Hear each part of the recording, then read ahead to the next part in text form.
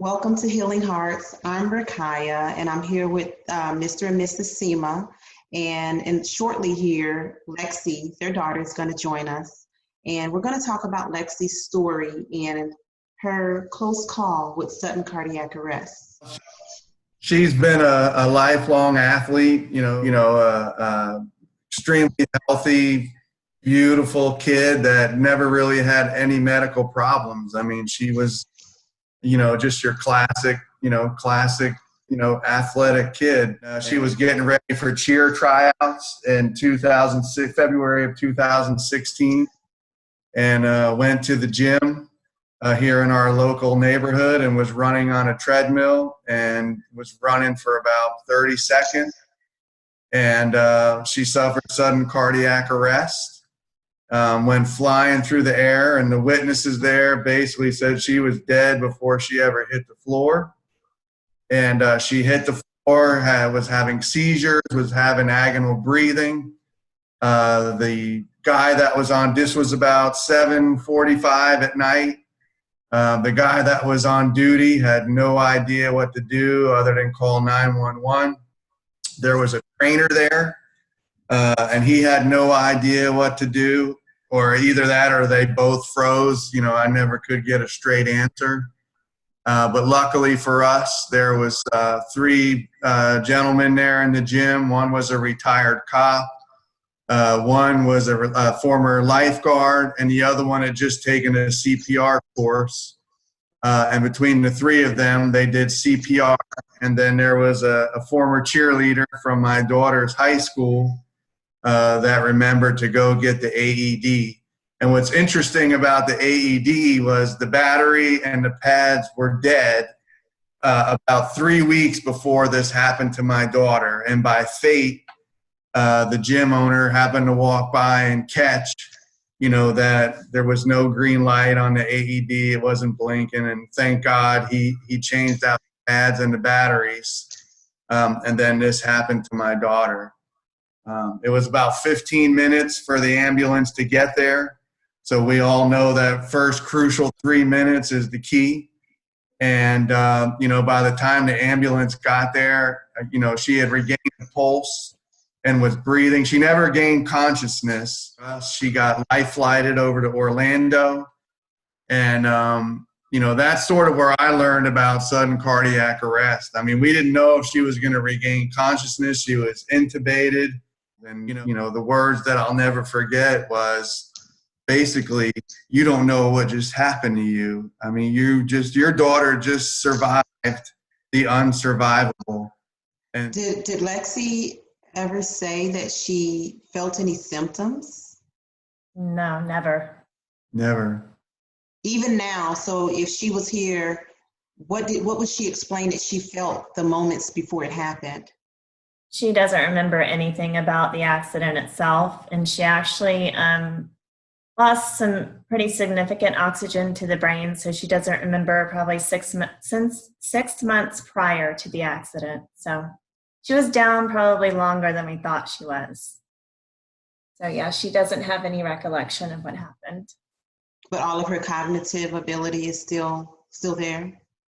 Yeah, for the most part, she forgets very easily. School is like 1,000 times harder than it ever was for her.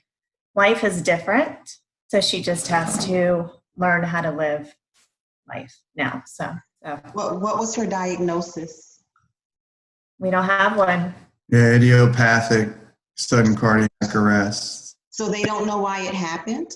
No, they think it's hereditary. My dad was married once before my mom, and they had a SIDS baby.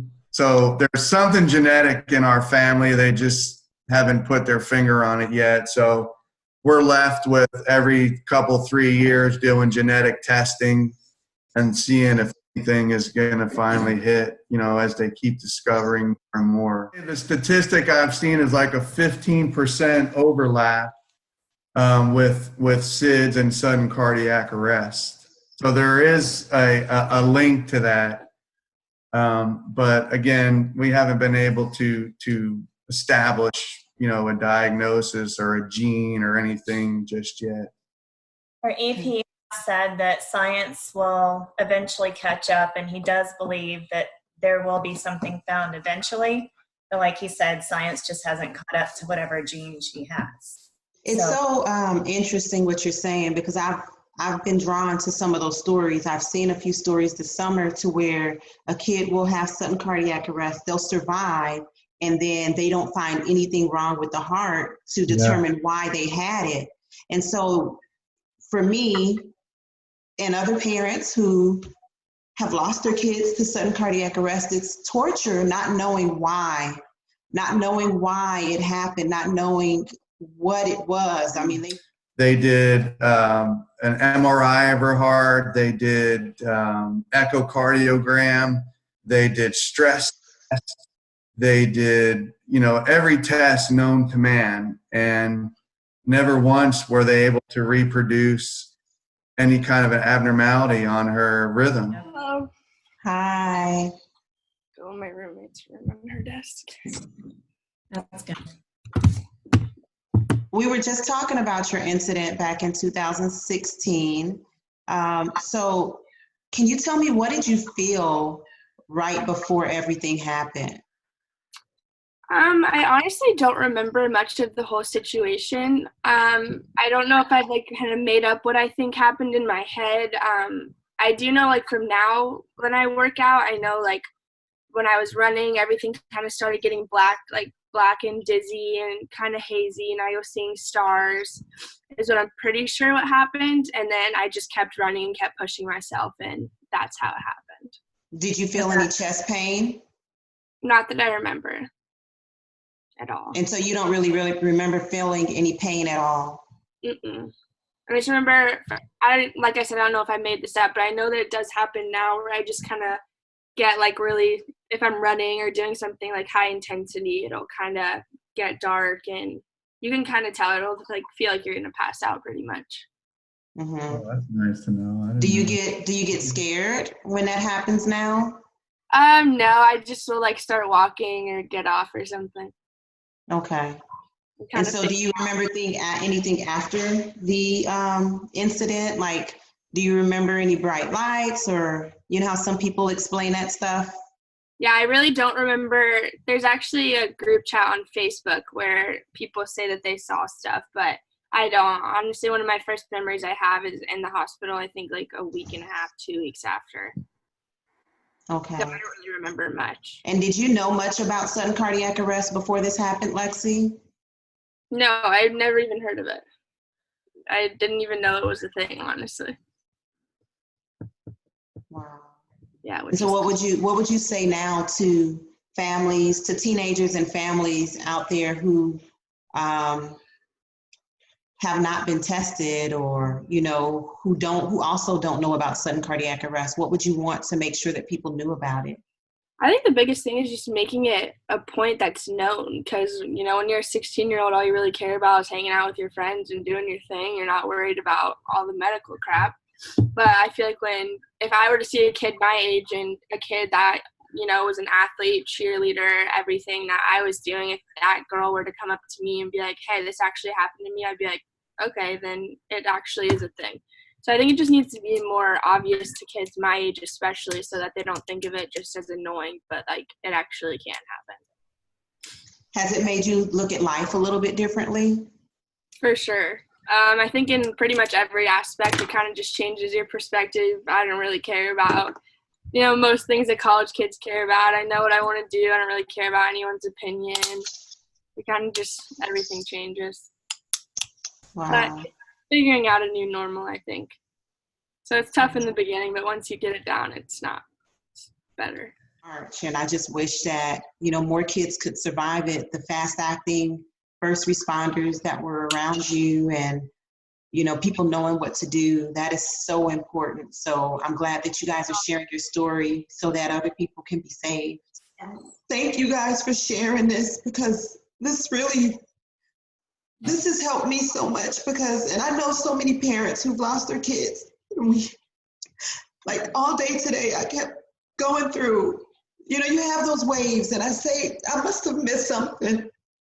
I must have missed something if I would have just asked him if he was okay or said something. And to hear her say that she didn't feel anything, it kind of it takes a little bit of the burden off, because I keep telling myself it's not my fault, but then you still have those thoughts that I had to have missed something.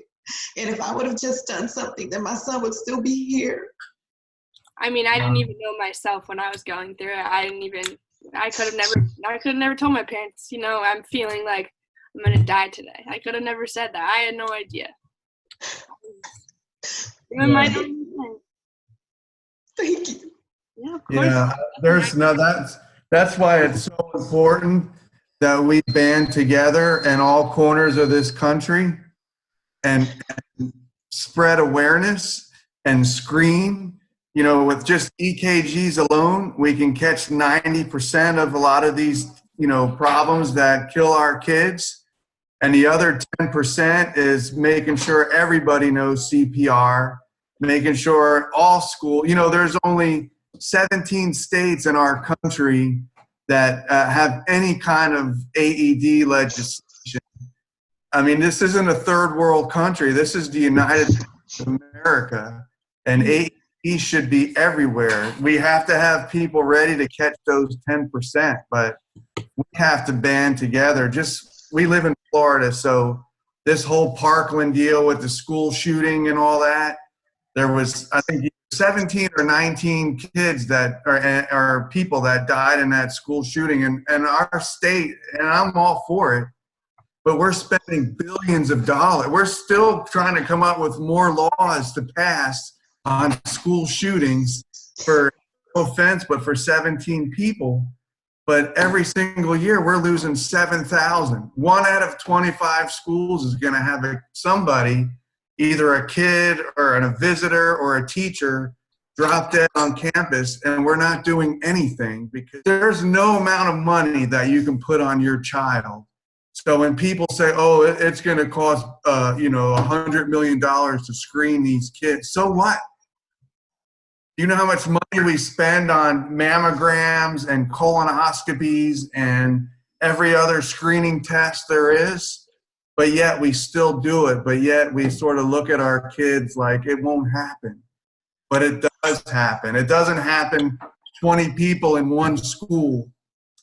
But it happens on average 20 times a day. But they're not all in one place, so we don't hear about it. This happened to my son. If I would have heard it happen to 1,000 kids a year, I would have been shocked.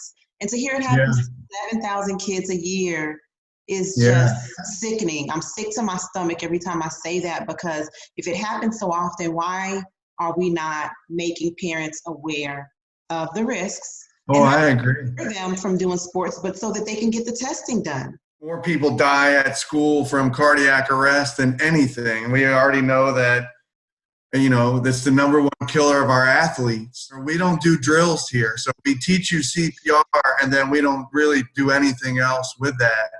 So you have a poor guy that can call football plays, but he doesn't know when a kid falls down on the ground and he's having a seizure that this kid is dying. And then, we want to hang him high at noon because he didn't know what to do. In Florida, we do 11 fire drills a year, and there hasn't been a kid die in a school fire in the United States since 1958. But the number one killer on campus, and we don't do one drill for that. So that's even if you look at school shootings, we do a lot with school shootings. I, taught and was a coach for nearly 10 years, and the number of drills we do for everything else, and never once a drill for a cardiac emergency response plan. And that's one of the things that I'm pushing for, but getting a lot of resistance. It's not something that people, it's kind of like we want to close our eyes to the problem and think that it'll disappear or go away. I see so many parents every week complaining about there was a threat at their kid's school and they weren't notified, and they're upset because there could have been a shooting. And in my mind, I'm like, yeah, but we're telling you about the number one killer on school campuses, and I want you to get up in arms about that.